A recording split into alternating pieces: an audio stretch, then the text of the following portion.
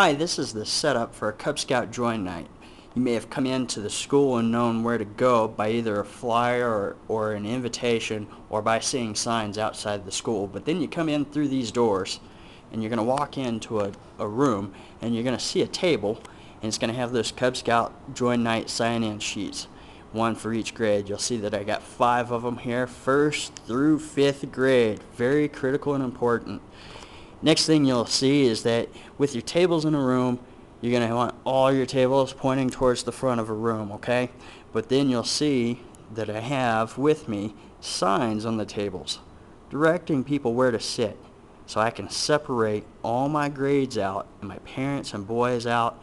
Now you're going to have some parent, I've got a 1st grader and I've got a 3rd grader, where do you want me to sit? Maybe you sit in between, I don't know, buddy, but hey, sit with your 1st grader, okay? And you can invite them to sit over here. Well, does a 3rd grader go sit with the 3rd graders? Sure, why not? You know, or he sits with dad. But big thing to it is help identify and go ahead and start to pre-sort people out so that you can form dens and identify people for dens, okay? You'll notice on the table signs that it has something where it says the grade and then also says Webelos. So this is 5th grade. And then it also says the type of den. So 5th grade Webelos, okay? There's also, of course, 4th grade Webelos and 2nd grade Wolves and 3rd grade Bears and 1st grade Tigers, okay? Now you've got your room separated out, set up, so forth, your chairs, your tables, whatever you're using for people to sit on. Make sure you have your American flag, and then if you have a Cub Scout pack flag, have that there too. Have that ready to go for a flag ceremony.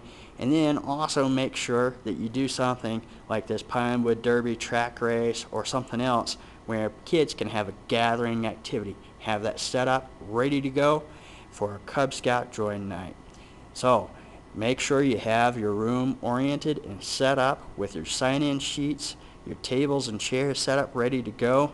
Make sure you also have your signs on your tables. Make sure you have a gathering activity. Make sure you have your opening ceremony ready to go. And then what else could you possibly have? Well, did you ever consider that you might need to have additional games or activities because of a crowd? Do you need to have something ready for girls? Well, consider having all of those things ready to go, okay? And that's your Cub Scout join night setup.